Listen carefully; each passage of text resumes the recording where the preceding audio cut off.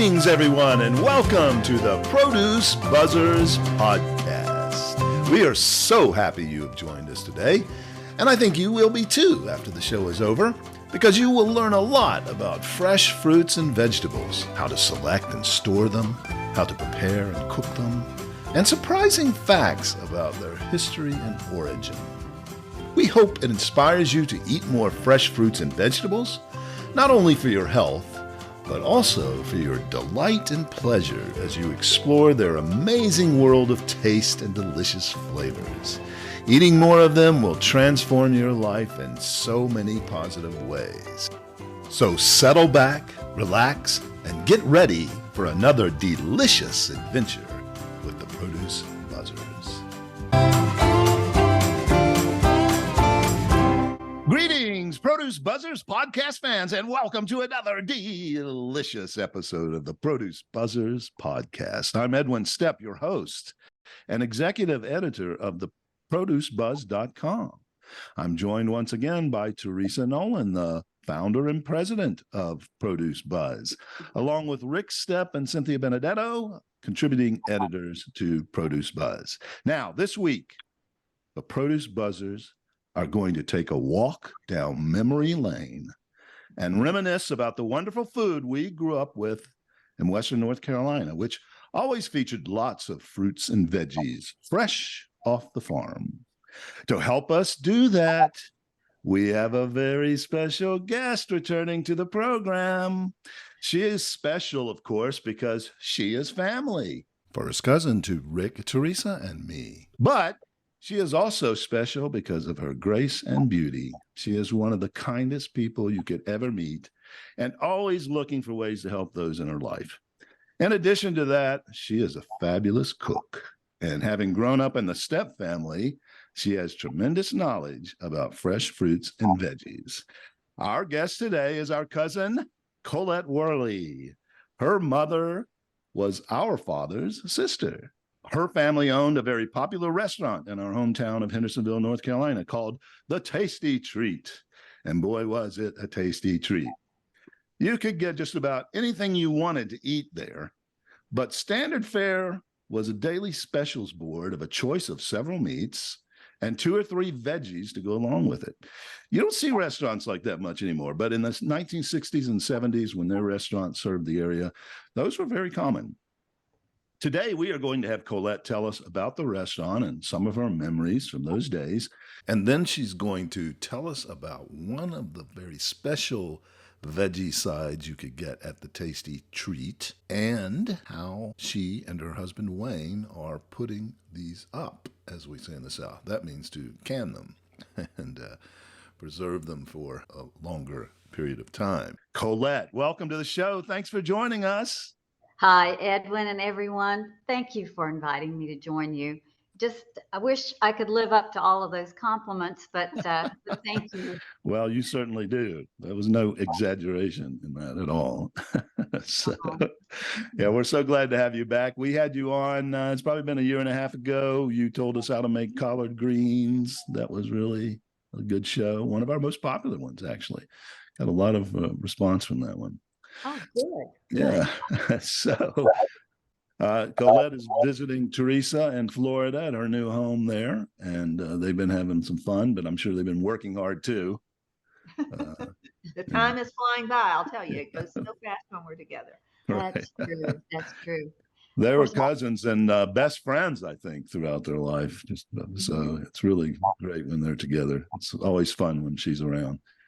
So we want to talk about our family history, your family history especially. Tell us about your family and some of your fondest memories growing up here in the beautiful Western North Carolina mountains. Well, Edwin, you may be too young to remember a lot of the foods that we had at the reunions, but when we would walk in, besides all the laughter and love, there were tables set up and the stove was set up with pots of wonderful food, cream style corn, green beans, potatoes, all kinds of meats, but the vegetables were what was so good. And you knew who had prepared the vegetables. In fact, you referred to it as, oh, there's Aunt Jim's sweet potato pudding. Right, Yeah, that's right. there's Aunt Ruth's green beans or her corn. There's Aunt Betty's, your mother's German chocolate cake. Oh, right. That was the Uh, best veggie of all, wasn't oh yes, yes. But Did have coconut. Yeah, there yeah, you go. they had their signature dishes, and everyone wanted to be able to prepare them the same way that they did. You Yeah, know, so right. the recipes were there, just like our grandmother's recipe for her cookies, but nobody could ever get them quite exactly the same way that Isn't she that did. amazing? Isn't that amazing? I hear that a lot in our family. I've heard that other families talk about that too. That just something they could follow it to the letter, but of course, I think didn't Mama Step didn't really use recipes, did she? She just kind of threw things in. That's right. That's right. In fact, Aunt Jim caught in order to get the recipe for the cookies, she put wax paper in her hands, and as Mama Steph was making the cookies, she slid the wax paper underneath and caught it so she could see how much it really was. And she That's claims interesting. they still didn't turn out that way. Yeah. Oh, We should explain the name Aunt Jim. yeah, Yes. I yeah. think we have on the previous episode, probably the time you were there, and maybe we've talked about it. It sounds like she has a male name, Aunt Jim. It's actually Aunt Jam, Gem. And that was a nickname that our grandfather gave her, I guess, because he thought she was his little gem. She was the youngest. And Yes. he gave nicknames to all his children. And Colette's mother was Flash. That's right. She was flash with the cash. Yeah. She She must. ran everywhere. She did. Oh, that's interesting. Yeah. So, but Yeah. her real name, Aunt Jam's real name was Edwin. So she did have a male name, but we never called her by that. And I was named after her, or named for her, after and for her. Right. Right. So anyway, that's Aunt Jem, and she was a good cook too. And Dad's label on his apples were mountain gems, which That's he right. named after her. So That's right. That's there you right. Yeah, that was the J.H. Stephenson's label uh-huh. from the very early days. Yeah. That's a great name. Very I good wonder name. if there was, Teresa, do you know if there was any connection between Jim's name and Mountain Jim apples? Yes, definitely. Dad said that the label was named after her. So, Okay. yes. I would like to hear a little bit more history about the Tasty Treat, if you don't mind. Oh, sure. We talked about it in the last episode, but it's been a while, and this time maybe there's a few other things you can think of. So, first of all, let's delve into your family's history a bit. Your father used to own a candy wholesale business, isn't that correct? Yes. Yes. And that was before he opened the restaurant, right? Right. And at that time, there were many little grocery stores dotted all over the counties. And when the bigger stores like the Winn-Dixie and the A&P came in, they had such a variety, and it was such a good way for people to shop that some of the little shops, the little stores that were trying the independents, just were not able to keep up. Of course, a lot of those people were probably ready to retire. They had been there a long time. Yeah. But as they closed, then there wasn't the need for my dad's business in wholesale, because even though it was named Worley Candy Company, and my grandfather started it, and that's when my dad took over. But there were razor blades and ballpoint pens and everything that a little store would need to sell. Okay, so it wasn't just candy. Right. Interesting. But my brother and I certainly ate our share of it, because the shelves up to the ceiling filled with candy, and it was hard to resist. But yeah, he would go out to the little stores and take orders, come back, and his brother helped fill the orders, and then he would have either he would take them back, or he had a fella finally that would take them back on the route and deliver. But it was a great way to grow up too, knowing a lot of folks. Yeah, that would have been rich experiences dealing with the public in that way. So how did he make the transition from that to the restaurant? Well, he had a good friend whose name was Johnny, And John wanted to open a restaurant. And he said, Charlie, there's lots of business out there for little grills and little restaurants. And at that time, hamburgers, hot dogs, and milkshakes, Cynthia, were 19 cents. That's why I say you're just a baby. I mean, can you imagine a hamburger, a 2-ounce patty hamburger was 19 cents and French fries. Wow. So that's the way it started. And then as the business grew, people wanted more of the type of food that our grandmother served in Dana. They wanted a meal. You know, we had a lot of linemen, storekeepers, just a lot of different. Uh, in fact, when Daddy died and I was thanking everyone, I said it didn't matter whether you wore your wingtips or your Herman Survivors, that we welcomed you. You know, Yeah, that's that was interesting. great too. Yeah, We started working. I was 10 when I started working, and really. Bill was What- 13, Yeah. and the oldest person there was 14, and it was John's oldest son. And John would cruise through and pick up the money at lunchtime, and then he would kind of sail back out. And then he finally quit coming in, and Daddy, when his business closed, he was there full time. Yeah. So it was great. It was a great way to grow up. So what did you do at 10 years old, Colette, in the restaurant?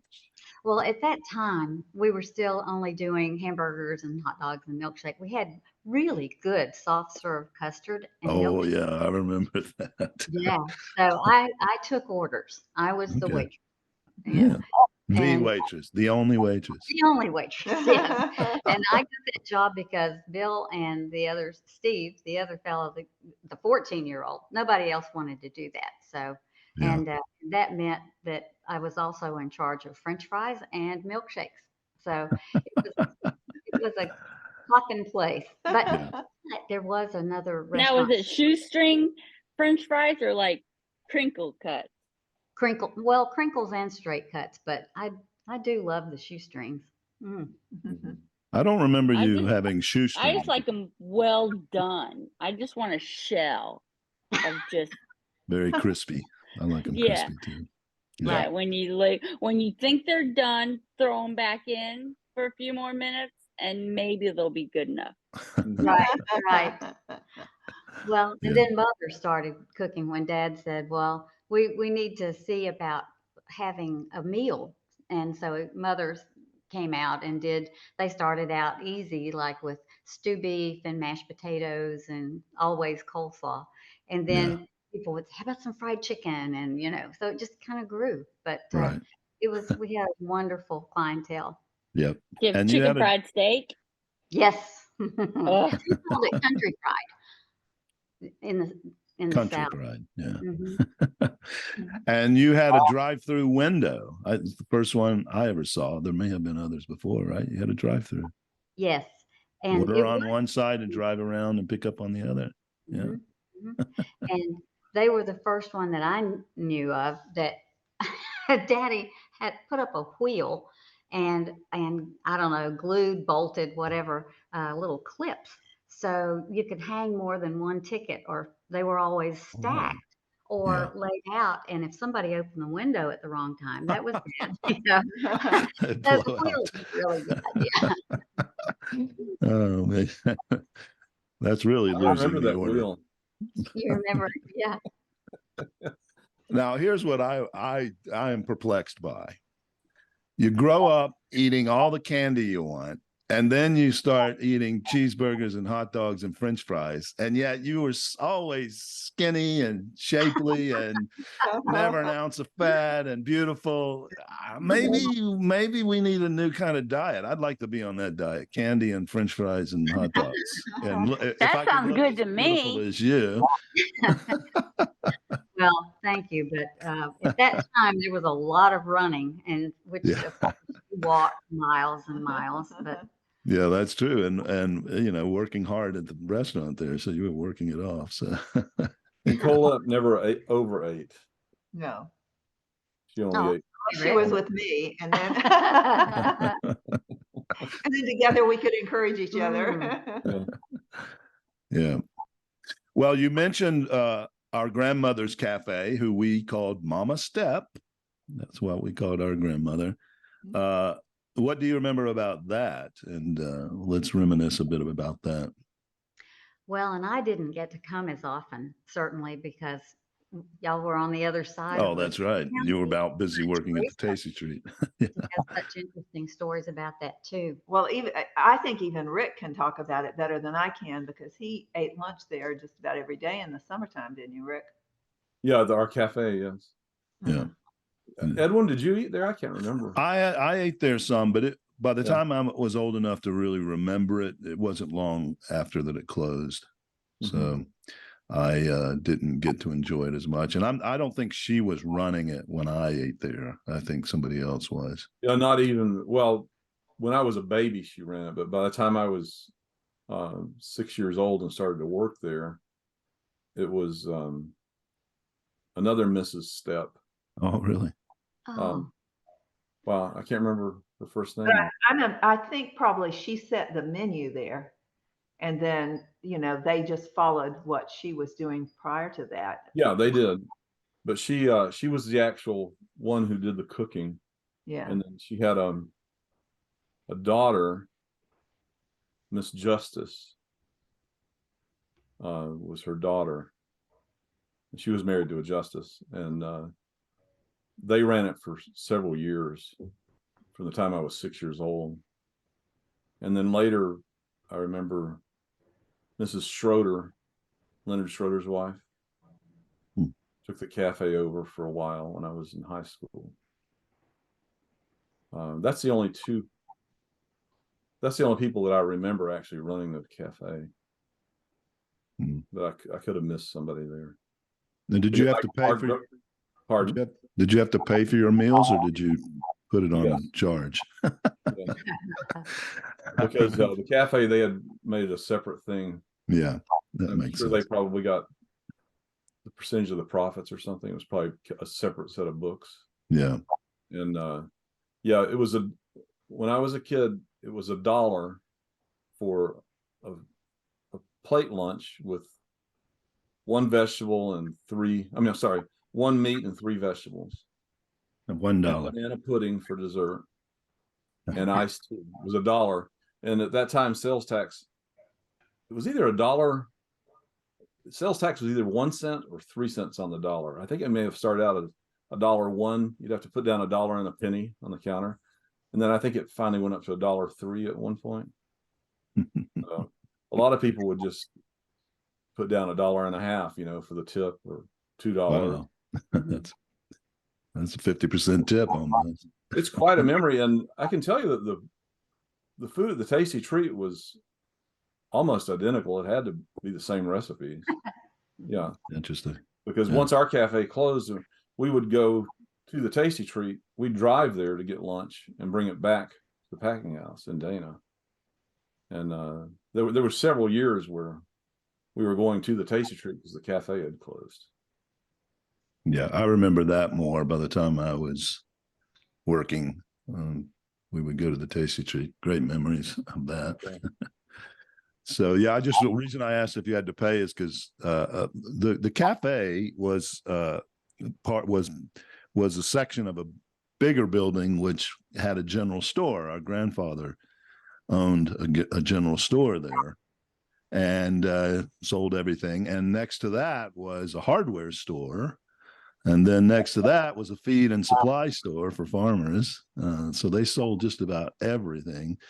But I remember as a kid being able to just go in the store and pick out anything I wanted off the shelf and go up to the cash register and say, put that on my daddy's tab. Can you charge it to daddy? Charge it to daddy. Nobody ever stopped us. We could get anything we want. The only thing we had to pay for were out of the soda machine, the Coke machine, because you had to put quarters in to get it to come out. So have to get quarters to pay for that. So anyway, but at the cafe you had to pay. That's okay. Yeah. Also next, yeah, and credit cards. Right. And also they had a gas station there. Yeah. And did they do work on cars, or was it just primarily gas? Yeah, some work on cars. Yeah. Okay. Not major overhauls or anything. Yeah. Minor minor stuff. Yeah. Brakes and Yeah. And do you remember tires. the deli? I'm sorry. Do you remember the deli, Rick? Do you remember Wink? Dylan. Oh Yeah. yeah. You mean I in the remember store? Wink. Yeah. Uh-huh. Oh yeah, The meat yeah. counter, I really. would call it the meat counter. Yeah, the meat counter. Yeah, with Wink Jones. Yeah. Yeah. I remember Wink. Hmm. He was funny. Yeah. He was I started to say strange, but that sounds bad. He wasn't strange in a bad way, but he was eccentric. No, I don't know. Yes, that's the correct word. Eccentric. What was his story, Rick? Well, to tell you the truth, I'm not sure if he was related to us or anything, but he was really funny because you'd come in the morning and say, "Good morning, pretty morning. How are you this morning?" And then he would say, it's a pretty morning this morning, isn't it? If it's as pretty a morning in the morning as it is this morning, it'll be a pretty morning in the morning too, won't it? I never heard that. I don't remember that one. I'm sure. Oh, that's great. That's Yeah. great. Yeah. I'd walk in and ask Wink, where are the green beans? He'd say, in the green bean department. Yeah, I remember that too. And we kind of picked that up as kids. We would mimic that if we asked one another. Do you remember that as kids? Yeah. We'd say, where is whatever? And we'd in the whatever department. Yeah. But yeah. So Dad and I used to go in there and eat our fourth supper, our fourth dinner, I guess you call it, at midnight. And that's how come Colette's not fat, because she wasn't eating 4 dinners. Yeah, when Edwin might remember this too. We'd be waiting on loading trucks late at night, and so it's like time to eat again at midnight. So we'd go into the store, and Dad would grab a big thing of bologna and put it on the meat slicer and slice up some bologna, and you get the cheese and slice cheese, and then go get a loaf of bread and a jar of mayonnaise, and we'd make sandwiches, right? And that's why Colette calls it the deli. I don't think the word deli existed when. Probably not. Oh, in New York it did, but not down south. Yeah. Before we leave the subject of Mama Steps Cafe, Teresa's told this story before at least once, but I think it deserves another story. Okay. Your plane ride. Yes. Okay, so I was living in the Midwest and flying out of Chicago on a business trip one time, and sat next to a gentleman, and we started talking, and he was a salesperson, and he asked where I was from, and I told him Hendersonville, North Carolina originally, and he said, "Oh my goodness, that's been part of my sales territory forever." And he said, it didn't matter where I was at lunchtime. He said, I would drive across the county to Dana to eat in the cafe there at Dana, Mrs. Steps Cafe. And I said, that was my grandmother. He said, that is the best food I've ever had in my whole life. So I found it great that somebody from Chicago appreciated that food as much as we did. Yeah, and would drive way out of his way to get it. So that's a real testament to the food there. Yes. Yeah, but Teresa always sat next to unique people on the plane because she was always sitting at the front of the plane, if you know what I mean, because she had so many miles. But remember when you screwed over the entire United States because you told some senator about, oh yeah, we get to keep our miles and our and then like he started taxing. Remember who was that? That wasn't it. It was, I was sitting next to a senator. I think he was from Maine, or I can't remember where, but he said he was talking about the economy, and I said, well, something about that we were really lucky that my husband had a company car that we could drive, and that really saved us a lot of money. And it was like the wheels started turning in his head that like within a month they had introduced a bill to tax company cars. So those were great times, great memories, which Colette inherited a lot of the knowledge. And we're going to turn now to some of her favorite recipes. Wait a minute. We haven't finished with the tasty treat yet. Okay. We Oh, let's did. We go. got to talk about examples of the foods that you could get, the fruits and the vegetables you could get on your plate at least. Okay, let's do that. So Tell us, Well, go down the list. everything. yeah, we always had, of course, mashed potatoes. I mean, you cannot eat a meal without a potato of some description, right? Mashed potatoes, boiled cabbage, coleslaw, uh, green beans, pinto beans, black-eyed peas. Oh, gee, there were just so many good vegetables, and a lot of it depended on what the meats were for that day. Say if she was going to have fried chicken, then it might be she might add rice along with the mashed potatoes because she thought rice did well, rice and gravy with the fried chicken. And so mother had different menus that she felt went together well, like the meatloaf, which I thought was very good. Then she would have either little boiled potatoes, little red jackets, or always again the mashed potatoes and coleslaw. She loved pickled beets. Have you guys done a podcast on beets? No. We Oh, haven't. Well, we may have, but we didn't do pickled beets, I don't think. No, we may have touched on beets, but I don't think we definitely didn't focus on them in any big way. Did she make those herself, the pickled beets?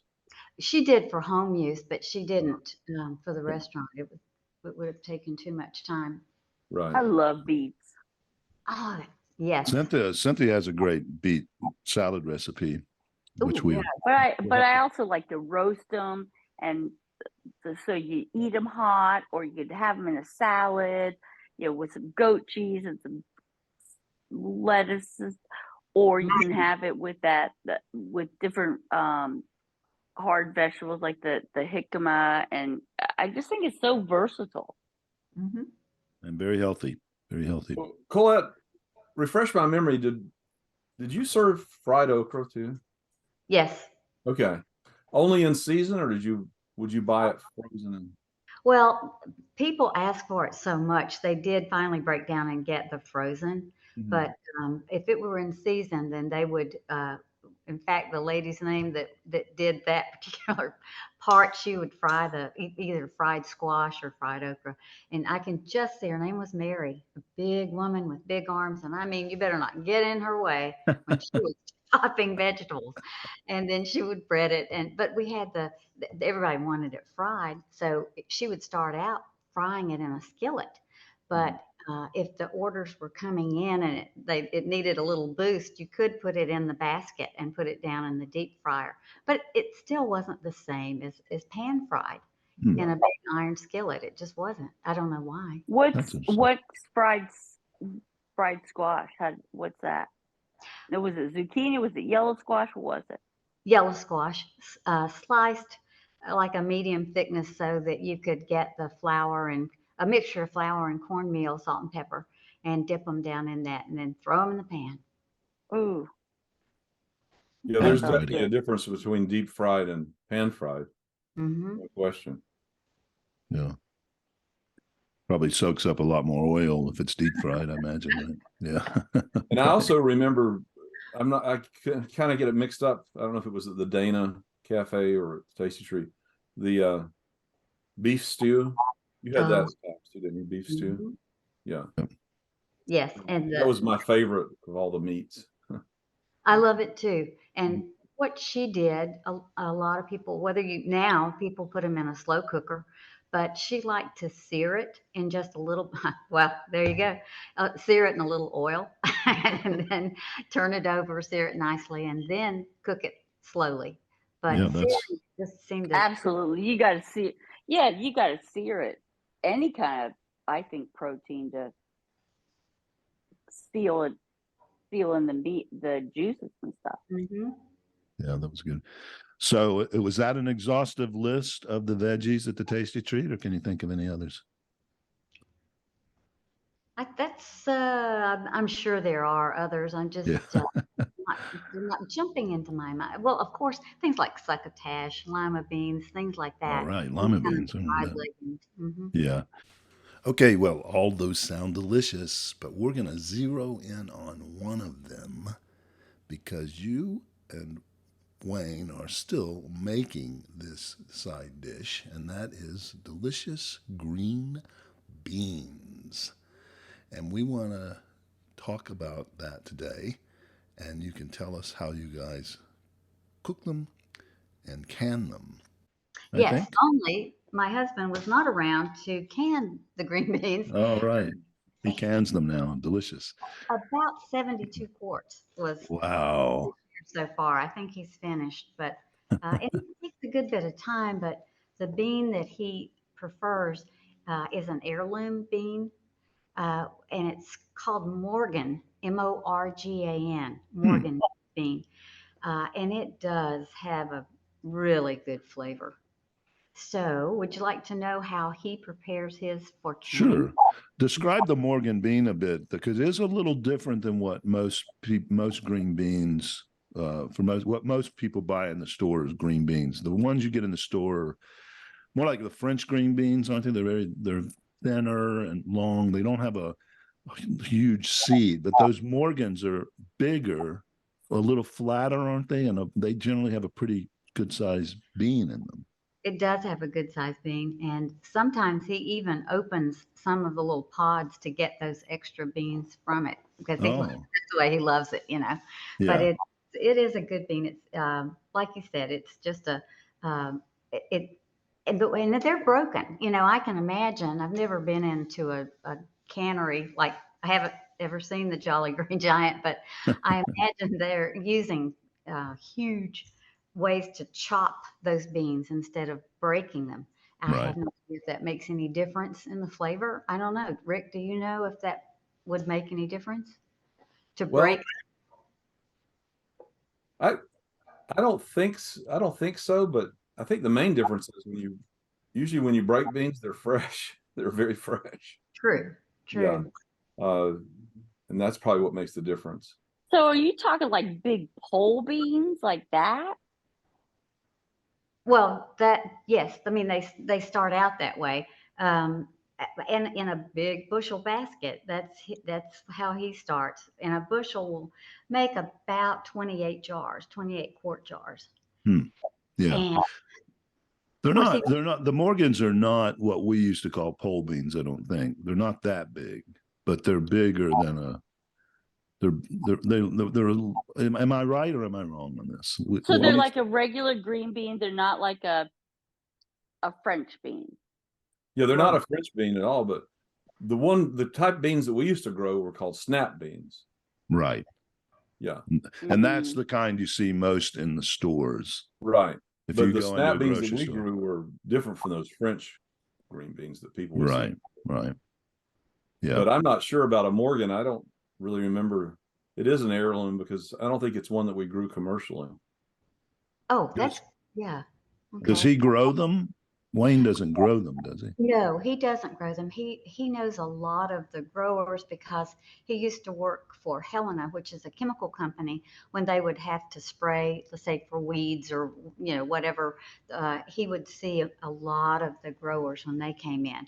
Like Johnson, he saw Kirby a lot. He saw quite a few, and would make recommendations for them. But I'm not as familiar with the difference in the pole bean, the difference in it. And I think Teresa's finding out for us. Do you see anything? Well, tell me about this recipe. How's he cook it? Oh, well, all right. So, and I interchange, put up a vegetable, which is I got laughed at one time for saying that. It would put them up. What does that even mean? And yeah, that's a Southern expression. Put them up. Putting up our beans. Yeah. Where are you putting them? Way up there. Gonna put them way up on a shelf or down in the pantry. But so let's say you're gonna start out with those fresh Morgan beans, and you're gonna string them, which is a long process, Cynthia. You string them, then you break them, and whatever size, but I guess normally it turns out to be about a thumb joint, one thumb joint, and you're going to break them. Then when you get them all done, I have a dish pan because I like to know that when he's getting these ready, that he's rinsed out the sink, washed it out really well, even though they're going to be processed, that nothing could live in there. But still, you want to be sure that they're washed, and put them in the colander. They don't have to go through the spin cycle, but they need to drain some. Then he's run his jars, which are, like I said, wide mouth jars. You want to have all of your jars that have been run through the dishwasher and the drying cycle that sanitizes. You can put your rings in there, but he always does the lids. He always washes them in the sink. And I think it's a matter of inspecting them too, to be sure they're not have a little dent place or a chip or anything like that. So when you've got those all ready and the beans are all nice and clean, then he packs them tightly into the jar. So when the jars are full, he puts in a 1/4 teaspoon of salt and fills the jar with water. And you don't want to have it overrunning, you don't want them coming out the top, but you do want it full. We have 2 of the pressure cookers. Some people are nervous about using a pressure cooker, but it is definitely the fastest, he thinks, the best way to go. In fact, I've never even seen him can in anything except a pressure cooker. Are you familiar with those, Cynthia? Nope. No, but not used one. And probably a lot of our listeners aren't, from our era and being in the South, growing up with a lot of people who canned. I remember what they are, but a little explanation might be good. How do they work? I think it's more of a generational thing than it is part of the regional. country. Yeah, that's probably right. Minnesota people grow gardens and they use pressure cookers to can all of their vegetables. Well, and they're so much improved. There's so much safer, perhaps. I know Mother had one, and occasionally, well, when she was doing beets, but she didn't like using it because when you fill the pot and it has a way to seal it. Now, before you seal that, you want to put enough water once all those jars are in there, and if it's one of the bigger pressure cookers, you can get about 7 quart jars in there, and you want to put enough water that it comes up on the shoulders of the bottom of the jar, and you want to place them as best you can so they're not going to touch each other. Then you're going to twist that top and seal it.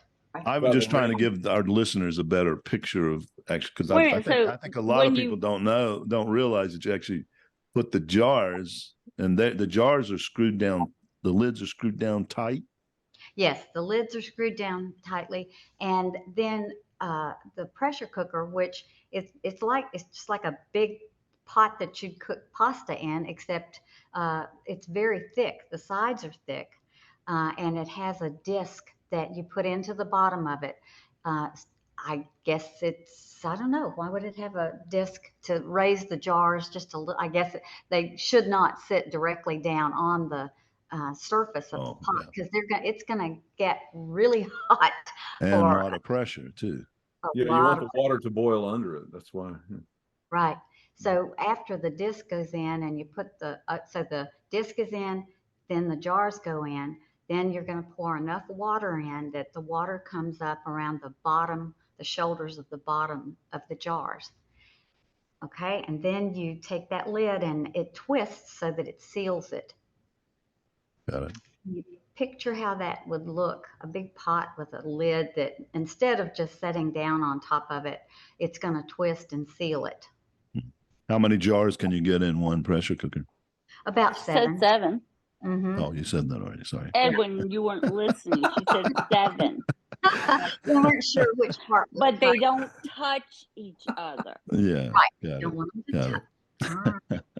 So then the part that would always kind of scare Mother, the steam, you have to have that stove on, that eye is going to be on high. And the steam is going to start coming out of the top. It has a hole in the top of the lid. The steam comes out. And when you see a good steady stream of steam, which is not that easy to say. It has a You're weight. very poetic today. Thank you. Weight, and because I said to Wayne, it jiggles. Okay, I said, what do you call that little jiggler? And he said, the weight. I said, yeah, that's it. So it's 10 pounds. It takes 10 pounds of pressure. But here's the steam coming out of the top of it, and as it's coming out, you have to place the weight over the steam. So I would kind of sneak up on it when it was my job to put it on.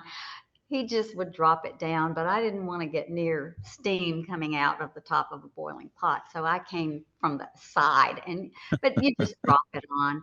And then when it starts, I don't guess there's another word. Do you jiggle? It just jiggles.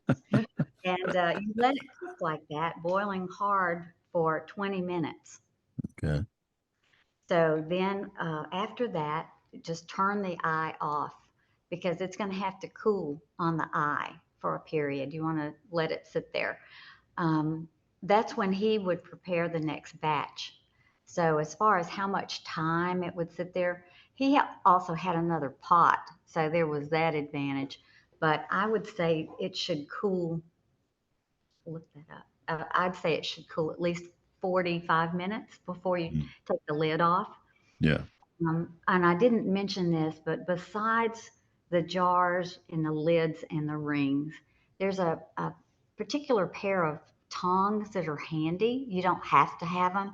You could lift the jars out with, if you had a good heavy oven mitt, but I don't know how to describe them, except they're tongs that, if you can imagine one, that would hold a quart jar. So like a forceps, like you pull a baby out. Yes. Yes. Don't want to drop either one, do you? Wayne's you know pulling what? his Wayne is pulling his babies out when they're done. Yeah, that's going to be a hard no for me. I'm taking a pass on this. I'm not. Well, Cynthia, do you have an Instapot? Nope.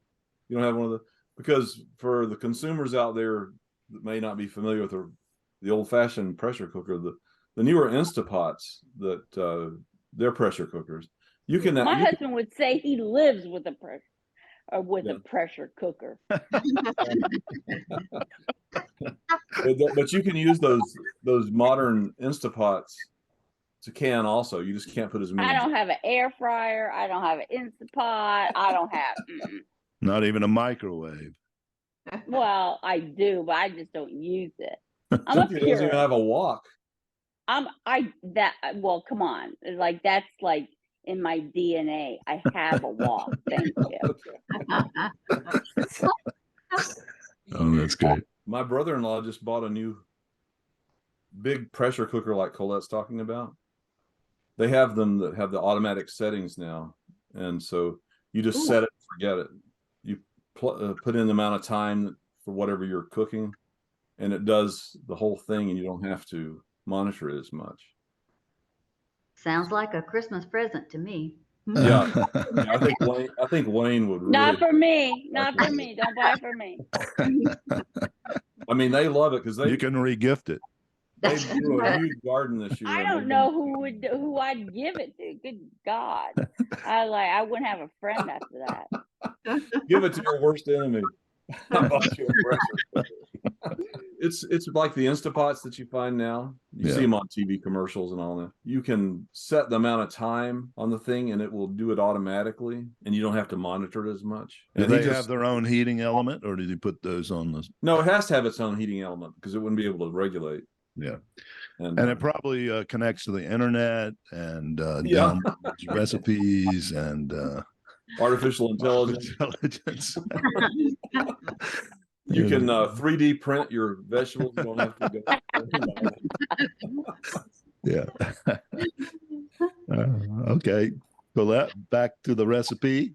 Well, that pretty much does it, except I should mention that it's best to have some, like a padding, whether it's like, those new little dish drainer things that you can get that have some padding, and you can just set the wet dishes on, or some large folded towels. It doesn't have to be very thick, but when you put the jars out on it, chances are they're still going to be a little hot at least. And instead of just setting it down on a hard counter, then give it a little patting and let it finish cooling off that way. Yeah, very good. And So then two pressure cookers, 7 jars each, 14 jars at a time, requiring at least 20 minutes, some warm-up time of 10 minutes or something. I don't know. I'm guessing. I have no idea. Time value of money. He's lost so much money on this. Like it's just so much. Yeah, but It's like any good thing. A good wine takes time. Well, you need to get Cynthia a jar of those green beans because she won't believe the flavor. I'll be sure you get some, Rick, when you come home. Yeah. So then, so 14 jars, probably at least 30 minutes of cooking time, and then 45 minutes of cooling, or maybe longer. 45 minutes in the pot cooling. Then you got to pull them out, and they have to cool. Well, wait a minute. What about so we're talking about you have to sanitize an hour and a them. half. Oh yeah. Right. No, you got to sanitize them first. Put them in the dishwasher and just be sure that drying cycle has that heated sanitize. Yeah. At the end of it, that cycle. I'm just trying to build up how valuable these beans are. I mean, they are worth, they are valuable. so delicious. No, and listeners, if you want a jar, send me a check for $200 per jar. Exactly. And I'll split it with Wayne. Well, so that's about yeah, the longest preparation. It's the preparation that takes so long. It's breaking. Yeah. Oh yeah, that's true. That's what takes the time. Right. But good. $200 is fair, Edwin. Yeah, it may be underpriced. How much has the air group air offered you? Who? Exactly, nothing. Teresa, have you tried cooking green beans in your pressure cooker? I have not. I don't mean in a jar. I just mean cook them in the pressure cooker. I have not. That'd be an interesting experiment to see if you could duplicate the flavor of the canned green beans like Wayne makes and Colette makes by just cooking them in the pressure cooker without the jar. Yeah. To see how the flavor compares. Well, Rick, are you sure it's the flavor of the bean, but there's also a flavor if you have good fatback, of course, that people should not eat, with lots of salt cured. And you just want to brown that real good in the bottom of the pan when you get ready to cook them. And sadly, they're not as healthy that way, but that's got a good flavor that people in the South. Yeah. Does Wayne put any fat back in his beans? Can the beans though, right? You don't put fat back. Right. No. Later. Right. When I cook them, when we're ready to take some out, then I brown just a thin strip or two of the salt fat back, and gently cook it, and then take it out, and then I like to pour the entire contents of one jar with the water that's still in there, and then I drain the other, because if you put the water from 2 quarts in, they just cook to death, because what you want to do is cook almost all that water out. But beans are so good when they're still got that beautiful green color. The way Teresa cooks is so much better for a person. Well, they are beautiful in that jar. When you see the jars of his green beans, they are so beautiful. When I eat green beans, all I do is just heat them up. I don't do any more to it because they are so good just the way they are. They're delicious. Yeah, they are. And I suppose if you didn't want to cook 2 jars at a time, you could just use half of the water of 1 jar, correct? Would that be the same? You're talking about half. But we eat a lot once they're open. Yeah, it's hard to resist. I'm thinking of me by myself here. Oh, yes. That's clean off about half of it. Yeah. Right. So, well, that's fantastic. I'm so hungry now. I'm going to go over to Wayne's house tonight, make him make me some beans. He would love to see you. You come at any time. Well, we were going to talk about a couple of other vegetables, but I think we've this turned out to be a really good one. I think with just the green beans, it'll be a good episode. And then we can have you back to talk about the sweet I'm potato. exhausted. It takes so much damn time, and you got to snap them and string them, and oh my God, so much friggin' work. That's all right. Cynthia's so exhausted she's already gone to bed. I She's laying know. down in Now, bed. see, if I just have some candy, I just got to go to the warehouse, open a box, take the candy from the candy store. Hey, Cynthia, you can What? microwave green beans. I don't microwave stuff. Tell us how you Although microwave I green do beans. have a Rick. new recipe for Rice Krispie treats if anybody's interested. You make those in the microwave? No, but I do make it in the wok. Thank you very much. Soy sauce, little soy sauce. If somebody wants to cut corners on green beans, all I do is cut the ends off with a knife, the stringy ends of the snap beans. And I don't even break them. I just lay them in my microwave steamer and steam them for about 4 or 5 minutes. Little water. Yeah, a little water in the bottom. Yeah. And it's just delicious. I mean, they're so sweet. I don't even need any seasoning. They're so good. Yeah. Colette, I thought I remembered Wayne canning greasy back beans. No. What in the hell is a greasy back green bean? Yeah, it is the most gross. delicious bean that you can ever taste. It actually has a lot of oil in it, and when you cook it, it's like it's got its own oil. You don't have to use any grease. But I thought for sure that Why does it have grease in it? it's like a natural oil that comes out of the bean. They're very, very shiny. They almost look like peas, the ones I've seen there.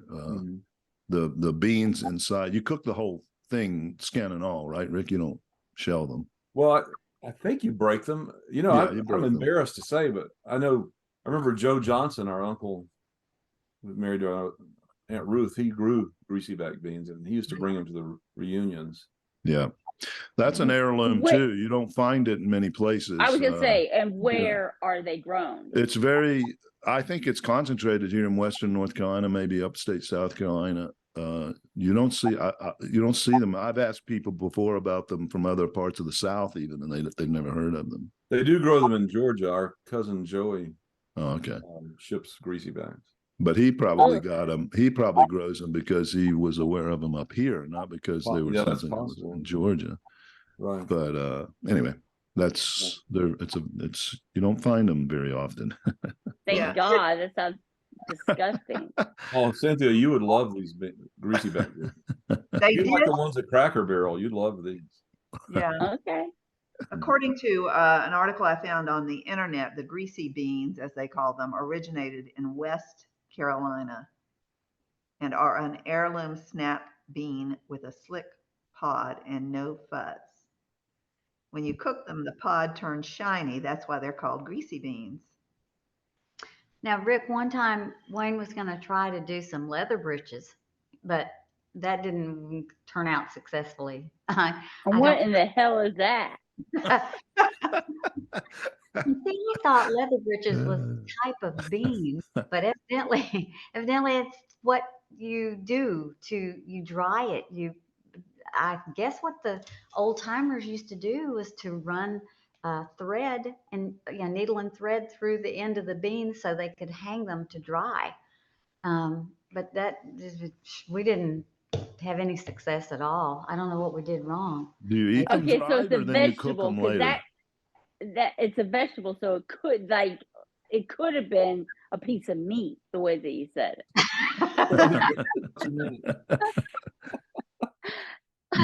They're a bean, right, Colette? It's a bean.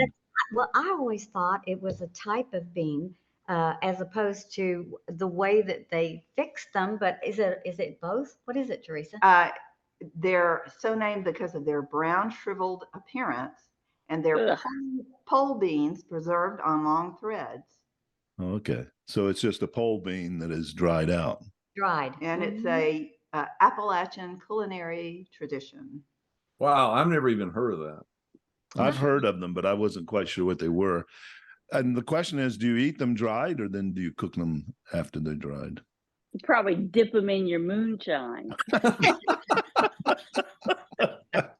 Hey, have you ever tried Hey. moonshine? Don't laugh. You Yeah, know what? You Good. could probably take dried beans and soak them in moonshine and cook them. It would probably have a unique flavor. I bet it would. I'm sure it would. Unique being the operative word. I'm sure they must have to be soaked, don't you? I think it was just for preservation, but I'm not checking. That would make sense to me. But of course, you don't generally eat dried beans. They're usually not. They're very tough. Ugh. But Yeah. You have to cook them longer than fresh green beans. You cook them on high pressure in a pressure cooker for 20 minutes, then do a 15-minute natural release of the pressure, followed by a manual release of any remaining pressure in the pot. There you go. But you have to dry them first. Yes. Okay. And now we're back to a lot of work. yeah, because if you didn't dry them, they would just be pole beans because that's what they're made from, pole Yeah. beans, right? Yeah, but Right. then you got to do 20 minutes and then 15 minutes and then the cool down. And then Well, we should probably wrap up. We've gone a little bit long today, but that's okay. It was interesting and made me hungry. But we got to have you back to tell us about some of the other recipes with those delicious sides from the tasty treat that you know how to make. I Yes. think we need to have you as a regular guest. Yes. Oh, Yes. thank Yes. you. Did you have a homegrown, Teresa? I don't have you one. can't think of something but like, what did the farmer do to like those leather breeches or like whatever? What happens when you cross a greasy back bean with the leather breeches? I don't know, but it's a slippery slope, right? Homegrown. Teresa, you did it.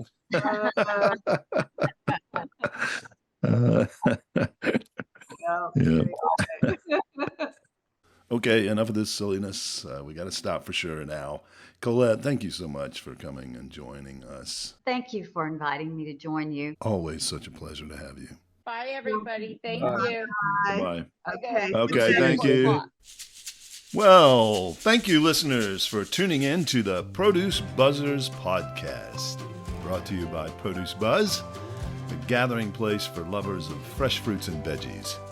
We hope you were entertained a bit and educated a lot about fresh produce.